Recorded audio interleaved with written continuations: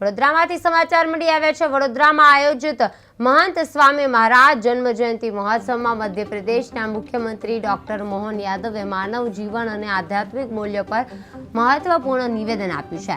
તેમણે કહ્યું કે ઘણા જન્મો બાદ મનુષ્ય જીવન મળે છે અને મધ્યપ્રદેશમાં બાળકો પાસે ગીતા પાઠ કરાવી Guinness book of world record બનાવવાનો ગર્વ વ્યક્ત કર્યો છે। ડોક્ટર મોહન યાદવે મહંત સ્વામી મહારાજને ઈશ્વરનું સ્વરૂપ ગણાવી તેમની 100મી જન્મ જયંતિ પણ ભવ્ય રીતે ઉજવાય તેવી ઈચ્છા વ્યક્ત કરી છે। આ સાથે મુખ્યમંત્રી ભૂપેન્દ્ર પટેલે જણાવ્યું કે સત્સંગ સભા જીવનની દરેક સમસ્યાનો ઉકેલ છે અને અહમ શૂન્ય થવાની પ્રેરણા આપે છે।